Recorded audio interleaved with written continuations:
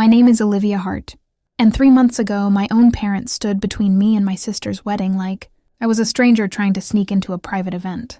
I had traveled 14 hours to be there. 14 hours. A delayed flight from Seattle, a 3-hour layover in Dallas, a rental car that smelled like stale coffee, and nearly $2,000 spent before I even reached my hometown. When I finally arrived at the venue, my mother looked me directly in the eye and said 6 words I will never forget. "You shouldn't have come, Olivia." Not hello, not welcome home, not thank you for making the trip. Just those 6 words. At first I thought she was joking. My younger sister, Claire, was getting married. Of course I belonged there. I was her sister. But then my father stepped forward. His expression was cold and uncomfortable, like a man forced to deliver news he didn't want to say out loud. "Your mother is right." I remember blinking. I remember hearing music drifting from inside the venue. I remember seeing guests walking past us carrying gift bags and champagne glasses. The world continued normally while mine stopped. "What do you mean?" I asked. Mom crossed her arms. "Claire wants a peaceful wedding." The sentence made no sense. "So do I." Dad looked away. Mom continued. "We think it's best if you leave." Leave. The word landed harder than a slap. I stared at both of them. For a moment, I genuinely wondered if there had been some misunderstanding. Maybe Claire was sick. Maybe something had happened. Maybe this was some terrible mistake. Then I saw my sister. She was standing inside the glass entrance doors, wearing her wedding dress, looking directly at me. She wasn't crying. She wasn't arguing. She wasn't trying to stop this. She simply turned around and walked away. That was the moment I understood. This wasn't a misunderstanding. It was a decision. A planned one. A unanimous one. They didn't want me there, and everyone knew it except me. The realization hurt more than the rejection itself, because it meant they had all talked about it, planned it, agreed on it, weeks, maybe months, while smiling during phone calls, while accepting the expensive wedding gift I mailed, while thanking me for helping with expenses, all while knowing I would never be allowed through those doors. My stomach twisted. I looked at my father. "Did you know about this?" He couldn't meet my eyes. That answer was enough. I looked back at my mother. After everything I've done for this family, something flashed across her face. Not guilt, annoyance, as if I was making things difficult. "Please don't create a scene." A scene. The irony nearly made me laugh. They were throwing their daughter out of a wedding, and somehow, I was the one creating a scene. I glanced past them. The venue was beautiful. Restored vineyard overlooking rolling hills. String lights hung from old oak trees. White roses lined the pathway. The same roses I had paid for. The same roses my mother had insisted were essential. $3,000. My contribution. One of many. At the time I thought I was helping my sister. Now I realized I had been financing my own exclusion. Funny how perspective works. "You took my money," I said quietly. Mom's jaw tightened. "That's not what this is about." "Then what is it about?" Neither of them answered, because the truth sounded ugly out loud. The truth was that I had spent most of my life being useful. Not loved. Useful. There is a difference. Useful people get invited when someone needs help moving furniture. Useful people get called when bills need paying. Useful people get remembered when emergencies happen. Loved people get invited to weddings. I wasn't loved. I was useful. And my usefulness had apparently expired. The silence stretched. Finally, my father spoke. His voice was barely above a whisper. "Please just go." Something inside me broke. Not dramatically. Not loudly. Just quietly. Like a rope finally snapping after years of tension. I nodded. No arguing. No crying. No begging. I was too tired for that. I placed the wedding gift on the ground. A handcrafted silver photo frame engraved with Claire and Ethan's names. $800. I had spent 2 weeks choosing it. Now it sat in the dirt between us. Abandoned, like everything else. Then I turned around and walked back toward the parking lot. Nobody followed me. Nobody called my name. Nobody stopped me. Not my parents. Not my sister. Nobody. The only sound was gravel crunching beneath my heels. And somehow that hurt more than anything. Because silence is confirmation. Silence means everyone agrees. By the time I reached my rental car, my hands were shaking. Not from sadness, from clarity. There is a moment in every toxic relationship when confusion finally dies. When excuses run out. When hope stops arguing with reality. For me, that moment happened in a vineyard. Parking lot while a wedding ceremony started without me. I sat behind the steering wheel and stared at the venue for nearly 20 minutes. Then my phone buzzed. A text message from Claire, my sister. I opened it. 3 sentences. That was all. Please don't make today about you. Mom said this was the best solution. I hope someday you'll understand. I read it 3 times. Then I laughed. Not because it was funny, because it was unbelievable. Understand what? What exactly was I supposed to understand? That family means financing people who don't want you around? That loyalty is a one-way street? That love should be earned through service? No, I understood perfectly. And that understanding changed everything. Because for the first time in 34 years, I stopped asking how to save my family and started asking a different question. How much had they actually cost me? Not financially, emotionally, mentally. Years of sacrifices. Years of guilt. Years of showing up for people who never showed up for me. I sat there while guests celebrated less than 200 yards away. And for the first time, I began doing the math. Not the wedding math. The life math. And the number I arrived at was devastating. The hotel room felt smaller than it had the night before. Maybe because hope was gone. Hope takes up a surprising amount of space. Without it, everything becomes painfully clear. I checked into the room 20 hours earlier, believing I was coming home for a wedding. Now I was sitting alone on the edge of a bed doing something I should have done years ago, looking at my bank statements.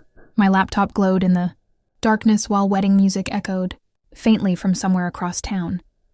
Line after line, transfer after transfer, payment after payment. At first, I searched only for wedding expenses, the roses, the venue deposit, the photographer contribution, the custom gift, the flight, the hotel.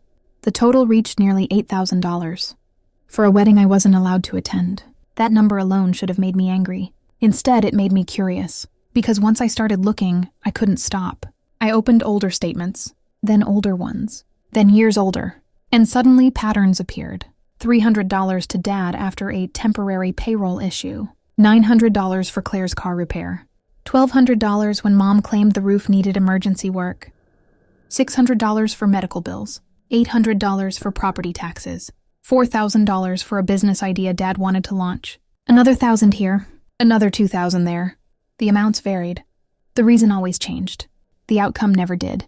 I paid every time. The realization hit me slowly. My family had spent over a decade treating me like a financial backup plan, not because they were desperate, because they could. Because I always said yes. I leaned back against the headboard. 34 years old, single until recently. Good job in software consulting. No children. Responsible. Predictable. Reliable. To them, that meant available. The more I calculated, the worse it became. $38,000. That was the total. $38,000. Not counting gifts, not counting unpaid favors, not counting the countless flights home whenever someone needed help.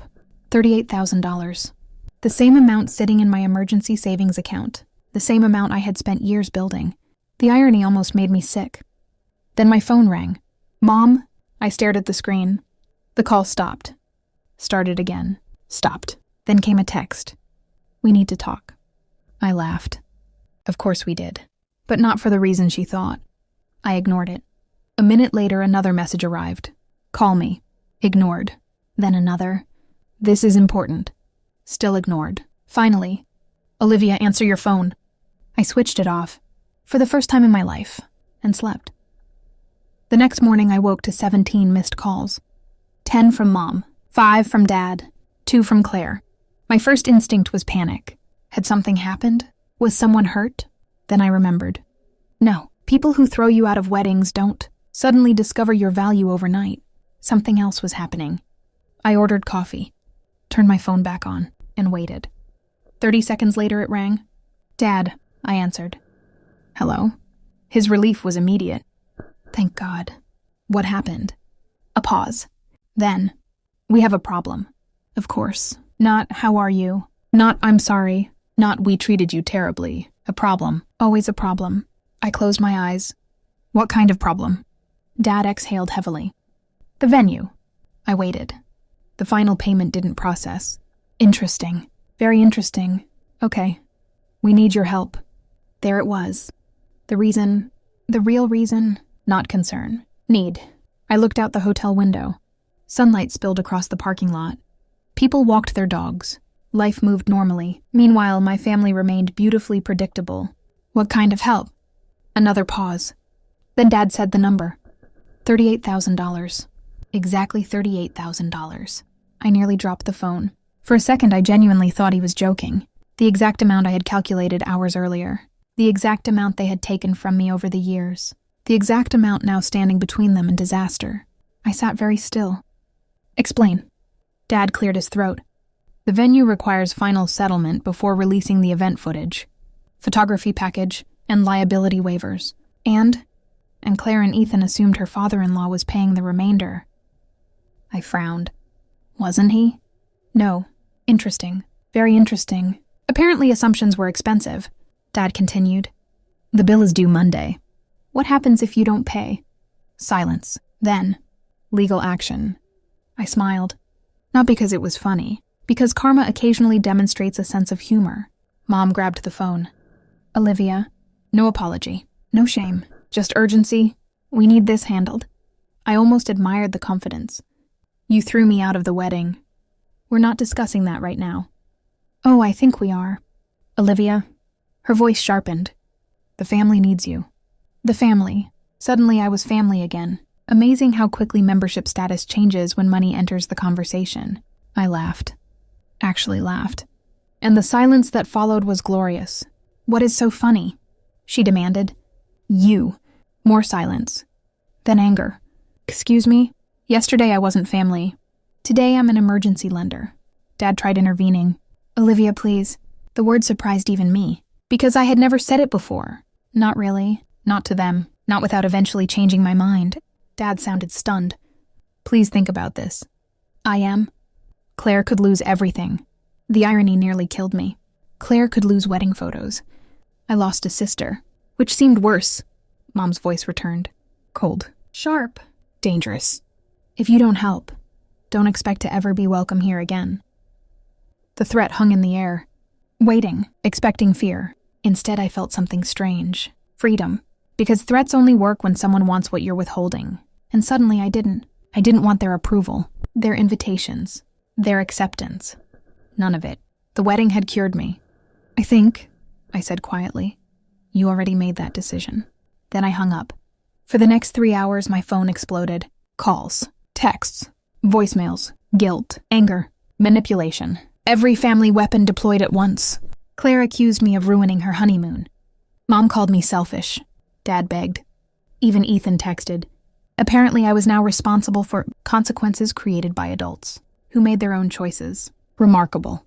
Then something happened that changed everything. Around 4 o'clock, I received a call from a number I didn't recognize. I almost ignored it. Almost. Instead, I answered. Olivia Hart? Yes. My name is Michael Reyes. The voice was professional. Calm. Measured. I'm the attorney handling your grandmother's estate. I sat upright. My grandmother had died 8 months earlier. The estate had already been settled. Or so I thought. I'm sorry. There appears to have been an error involving your inheritance. My heartbeat stopped. Because suddenly the wedding wasn't the biggest story anymore. Not even close. My heartbeat stopped. It didn't feel like fear anymore. It felt like the floor disappearing under my feet. Like the world had been hiding a second punchline under the first one. The attorney's voice was steady, the kind of calm men use when they want you to feel safe while they break your life into paperwork. I'm calling about your grandmother's estate, he said. It was settled 8 months ago. However, there was an administrative error involving the distribution of one specific trust. I forced myself to breathe. What error? There are assets and accounts listed under your name, he continued. But they were mistakenly routed through a family power of attorney. That power of attorney was used to authorize withdrawals, large ones over a period of years. My mind raced instantly. Withdrawals, large ones, years. I stared at my hands as if they might explain what it meant. My parents... I can't speculate, he said carefully. But the account access, history does show repeated approvals, from contacts you likely recognize. I almost laughed.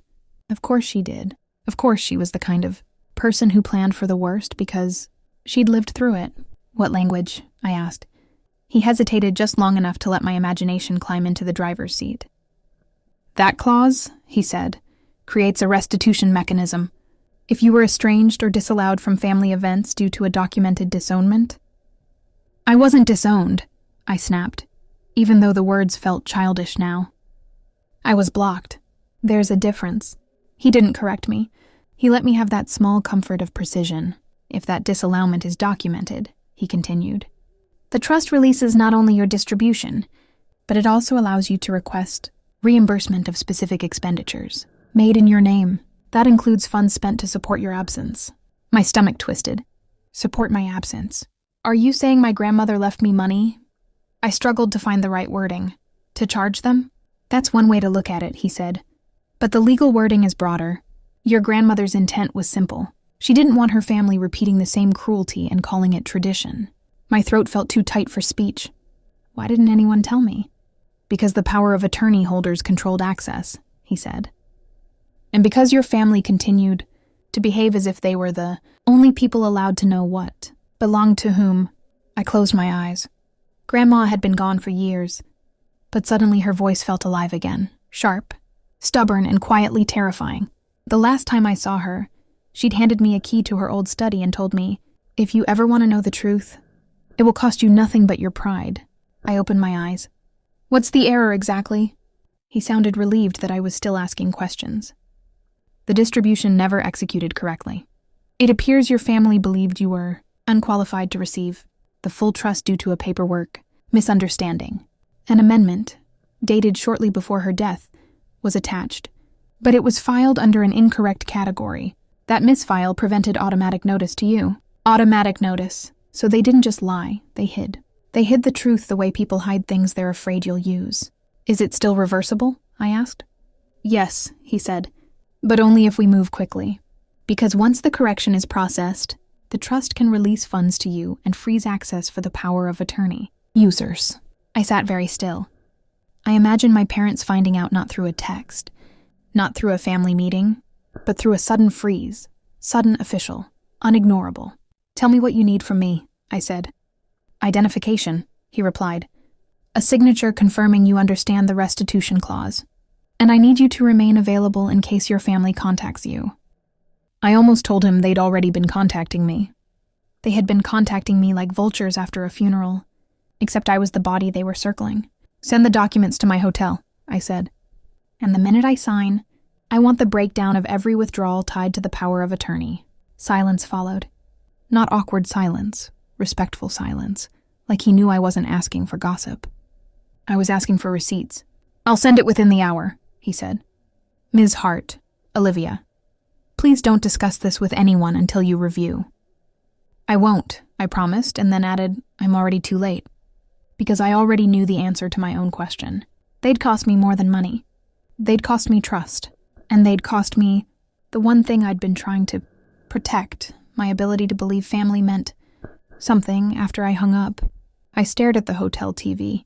It played muted footage of couples laughing at weddings. I couldn't attend. I didn't turn it off. I didn't want peace yet. I wanted the world to keep making noise while I accepted mine. Then my phone buzzed again. Claire. I had ignored her text after the wedding. I had ignored her. I hope someday you'll understand. I'd laughed at it, because it was too convenient. Like love always had a future, but never any present accountability. Now her name lit up again. I didn't answer right away. I read her message first. I know you're hurt, she wrote. Mom and Dad are scared. They told me not to tell you anything, but I can't. Please call me. My thumb hovered over the call button. If I called Claire, I might try to forgive too fast. If I stayed quiet, I might finally understand what forgiveness was supposed to do. I texted back instead. Tell me one thing honestly. Did Grandma ever leave me anything? 3 dots appeared. Then stopped. Then appeared again. Finally, yes. Just that. No apology, no details. But yes was enough to crack the last piece of my denial. I stood up, grabbed my bag, and walked to the vending machine downstairs because I needed something in my hands. A granola bar, water, something small and stupid and physical to prove. I still existed. When I came back upstairs, the documents arrived. Not email, real attachments with certified signatures. Scanned letters with stamps and case numbers. And then I saw it. A list of withdrawals, separated by years. Each withdrawal tagged to a calendar date. The amounts weren't random. They weren't occasional. They were structured like a system. The top line made my vision pulse. Family trust access. Olivia Hart. Disbursement total unauthorized. Withdrawals, 141,600. Unauthorized, 141,600. And that wasn't even the worst part, because as I scrolled further down, I saw another section labeled something like, Event Exclusion Expenditure Summary. That was the part they didn't understand. I would read travel costs for my absence, wedding-related. Payments made to justify keeping me away.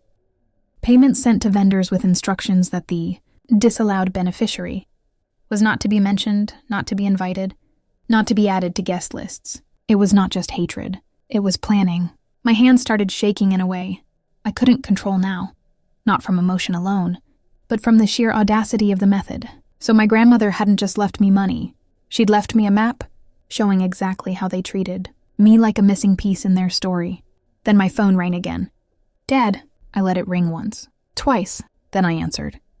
His voice sounded different, scrambled, short of breath. A man used to control suddenly losing his grip. Olivia, he said. Your grandmother's attorney. What did they say to you? I sat down on the edge of the bed slowly, like I was preparing to watch a movie where I already knew the ending but needed to see how it got there. I haven't told them anything, I said.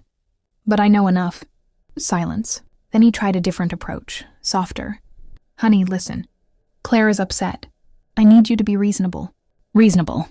The word was a knife. Reasonable like you were reasonable when you blocked me from my sister's wedding? I asked. He didn't deny it. That was how I knew he was scared. People deny when they still have power. If the trust is involved, he said carefully, it's a mistake. This can be fixed. We just need... You need me to pretend? I cut in.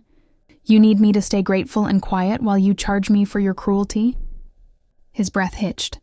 We didn't charge you. I laughed, and this time the laugh wasn't disbelief. It was disgust. Dad, I said, your own attorney told me about restitution. Don't insult me with denial. Just tell me why. He swallowed audibly. I could practically hear him turning logic into damage control. Because you weren't like us, he said finally. You didn't fit the image. You didn't behave like you were supposed to. So that was it. Not failure, not weakness, not inconvenience, identity. They blocked me because I didn't play my role. And they hid Grandma's trust language because once I understood the rules, I could enforce them. I stared at the document on my lap and felt something settle inside. Me, something calm and heavy and unstoppable. I'm done explaining myself, I told him. What do you want? He demanded, and the desperation cracked through his corporate tone like glass. I thought of the wedding roses on the ground. The silence after I walked away. The way my sister looked at me like I was an inconvenience. What I want, I said slowly, is for you to stop pretending family is free.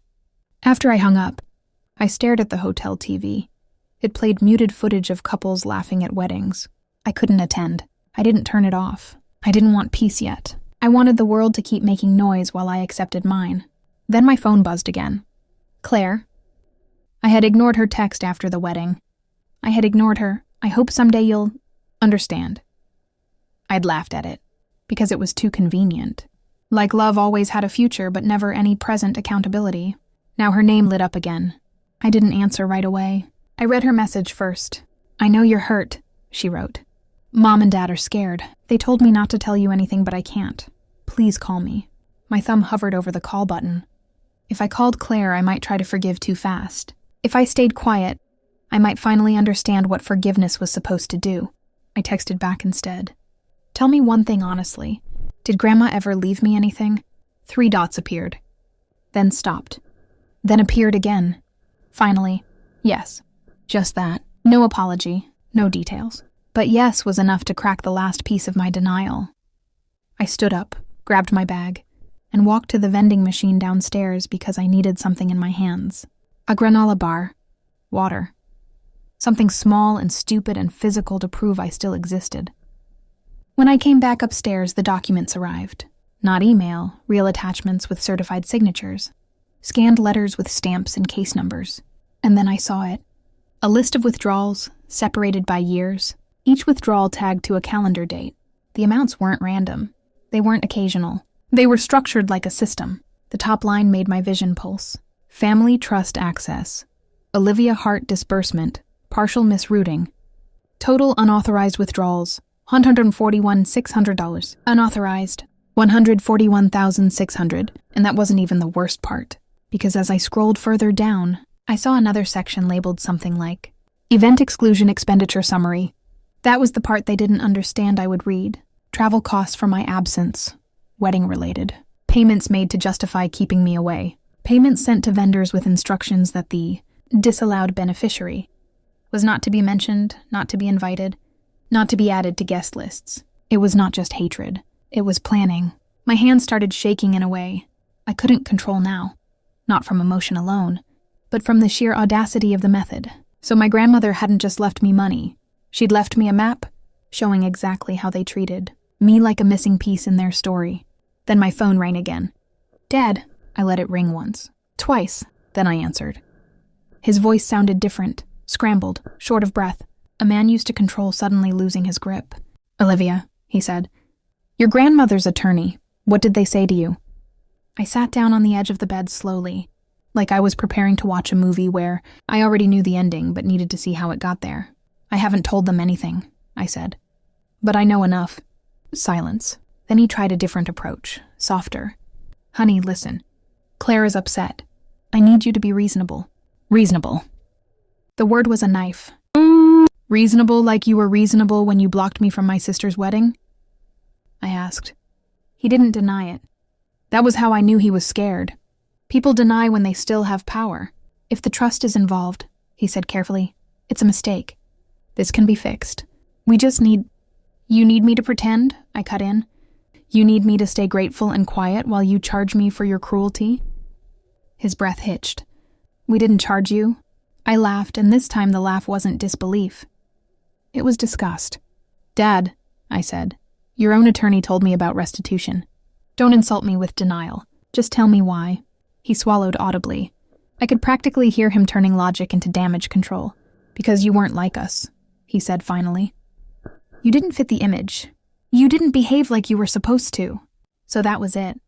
Not failure, not weakness, not inconvenience, identity. They blocked me because I didn't play my role. And they hid Grandma's trust language because once I understood the rules, I could enforce them. I stared at the document on my lap and felt something settle inside. Me, something calm and heavy and unstoppable. I'm done explaining myself, I told him. What do you want? He demanded, and the desperation cracked through his corporate tone like glass. I thought of the wedding roses on the ground. The silence after I walked away. The way my sister looked at me like I was an inconvenience. What I want, I said slowly, is for you to stop pretending family is free. There was a pause so long I almost believed he'd hung up.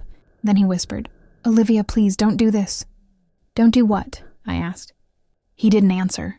He couldn't, because the truth had already been written down. I lowered my voice, not because I was afraid, but because I wanted him to fully understand the outcome. I'm going to pay what's due, I said. Not because you earned it, because I want the records to be complete. My father's breathing turned frantic. Olivia, and then, I continued, I'm submitting the restitution request exactly as the clause allows. He inhaled sharply. He knew then that this wasn't revenge in the emotional way. It was revenge in the legal way. It was revenge in the math way. It was the kind of cost you can't apologize away. You'll ruin everything, he choked out. No, I replied. Everything is already ruined. I'm just making sure you pay for it. I ended the call before he could beg again. Then I opened my notes app and started writing one sentence at the top of the page. Family is not what you feel. Family is what you're willing to pay for. And beneath it, I began the list of every cost, financial, emotional, and time, organized like an invoice, because I wasn't going to let their version of love continue. Not anymore. Not after the wedding. Not after I saw what my grandmother had left me. Not after I finally understood what family really costs. I didn't sleep that night, not because I was upset. Because I was clear, there's a difference. Clarity keeps you awake. Clarity rearranges your spine. Clarity removes guilt like a tumor and leaves you with something unfamiliar but powerful. Certainty. By 7:30 the next morning, I had signed every document the attorney sent. By 8:10, I had wired the $38,000 wedding balance directly to the venue. Not to my parents, not to Claire. To the venue, with a memo line that read, Final settlement, on behalf of Olivia Hart, disallowed beneficiary. Petty? Maybe. Accurate? Absolutely. At 8:42 my phone exploded. Claire first. What did you do? Mom next. How dare you interfere? Then Dad. 6 missed calls in a row. I let them pile up. At 9:15, the attorney called. It's processed, he said calmly. The restitution clause has officially activated. What does that mean exactly? I asked. It means, and he replied, the trust has frozen access to any individual previously holding power of attorney authority. Your parents' joint access to the family accounts has been suspended pending audit. I closed my eyes. There it was, the sound of power shifting. How long does the audit take? I asked. 3 to 5 business days. During that time, any disputed withdrawals will be flagged. And the total? $141,600, he said. Plus applicable penalties for misrepresentation. Penalties. I felt something inside me relax. Not revenge. Justice. Clean. Measured. Lego. My phone buzzed again. Dad. This time I answered. His voice was raw. What have you done? Paid the wedding bill, I said. That's not what I mean. I know. His breathing was uneven now. They froze the accounts. Yes. You filed restitution. Yes. A pause. You're going to bankrupt us. I stared at the sunlight crawling across the hotel carpet. You took $141,000 from me over the years. Silence. That's not true, he whispered. It is, I replied. You just never expected me to count. I heard something in the background, Mom's voice sharp and panicked. Put me on, she snapped. Dad handed her the phone. Olivia, she said, and for the first time in my life she sounded afraid. We can talk about this privately. We've had 34 years to talk privately. You're humiliating us. No, I corrected. I'm invoicing you. She inhaled sharply. You're being dramatic. No, I said calmly. I'm being specific. And that was what she couldn't handle. Specifics, dates, amounts, proof. Emotional manipulation falls apart under receipts. You don't understand how this looks, she hissed. I almost smiled. Oh, I understand exactly how it looks. People will think we stole from you. You did. The line went quiet. Because denial only works until someone names the behavior. Dad came back on. Can we meet? I thought about it. The vineyard parking lot. The roses. Claire turning her back. Yes, I said. We can meet. They chose the same vineyard. Of course they did. People like my parents love symmetry when they think it favors them. When I pulled into the lot, it felt different. Not because the place had changed. Because I had. They were already standing near the entrance. Mom looked immaculate. Dad looked tired. Claire was there too. No wedding dress this time. No music. Just 3 people who had finally realized useful daughters. Sometimes learned to calculate. I walked toward them slowly. Nobody hugged me. Nobody pretended. Mom spoke first. You've made your point. No, I said evenly. I've made an audit. Claire flinched. Dad ran a hand through his hair. You're overreacting. I tilted my head. Am I? Then I pulled out the printed ledger. 3 pages. Dates, amounts, descriptions. Let's review, I said. I started reading. April 2014, $900 for Claire's transmission. Claire looked at the ground. September 2016, 12. 100 for the roof repair that was later replaced by a patio renovation. Mom stiffened. February 2019, 4,000 for Dad's business expansion that never existed. Dad's jaw tightened. June 2021, 800 for Mom's medical emergency. That was actually a spa retreat. Her face drained. And that's not including the wedding. Silence swallowed the vineyard. Claire finally spoke. You said you didn't mind helping. I looked at her. I didn't. Until you decided I wasn't family. That was the hinge. That was the moment. You can exploit generosity. You cannot exploit dignity without consequence. Mom tried again. We were trying to protect Claire's peace. By erasing me? She didn't want drama. I was never the drama, I said softly. I was the funding. That landed. Hard, Dad stepped forward. What do you want? There it was again. The question they should have asked years ago. I folded the ledger neatly. I want accountability. Mom scoffed. You're punishing us. No, I said calmly. Grandma built a clause for this exact situation. Claire looked confused. What clause? Dad shot her a warning glance. Too late. I looked at her. Grandma knew this family's love came with conditions. Claire's lips parted. She left a restitution clause. Mom's eyes widened. Dad closed his eyes. They knew. Of course they knew. They just hoped I never would. You weren't supposed to find that, Mom whispered. I laughed softly. There it is. The truth. Not we didn't know. Not it was a mistake. You weren't supposed to find it. That sentence told me everything I needed to know. I looked at all three of them. I'm not taking the house. They froze. I'm not bankrupting you. Confusion flickered across their faces. I'm collecting the exact amount you withdrew. Nothing more. Dad blinked. You're not adding penalties? No. Mom exhaled sharply. Then what is this about? I held her gaze. It's about showing you what family really costs. They didn't understand. Not yet. So I continued. For years, I paid emotionally, financially, and physically to belong. Here. Flights, gifts, transfers, support, apologies. I pointed to the venue behind us. And when I needed belonging, you charged me admission. Claire's eyes filled.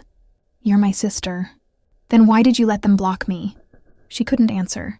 Because she knew. Because it was easier to let me go than confront them. Dad's voice was small. What happens now? Now, I said calmly. You repay what you took. And then? Mom asked. And then, I said, we renegotiate what family means. They stared at me, because they had never imagined a world where I set terms. Mom's pride warred with fear. Dad's guilt warred with relief. Claire's loyalty warred with reality. Finally, Dad nodded. We'll repay it. Mom opened her mouth to argue. He stopped her. No, he said firmly. We will. That was the first time in my life I saw him choose me publicly. And strangely, that felt bigger than the money. Claire stepped forward hesitantly. I'm sorry, she said quietly. I studied her. Are you sorry I was hurt? I asked. Or sorry you got caught? She flinched. Both. Honest. Painfully honest. And that mattered. I nodded slowly. That's a start. We stood there awkwardly. Not reconciled. Not healed. But shifted. And sometimes shifting is more powerful than breaking. As I walked back to my car, Mom called out, Olivia. I turned. Her voice was quieter than I had ever heard it. I didn't realize it had cost you that much. I met her eyes. It cost more than the money. She swallowed. I know. For once, I believed her. Not because she'd changed overnight, but because for the first time, she had been forced to count. And that was the point. Not revenge. Not destruction. Accounting. Family is not free. Family is not automatic. Family is not blind loyalty. Family is what you are willing to pay for. And this time, they were the ones paying.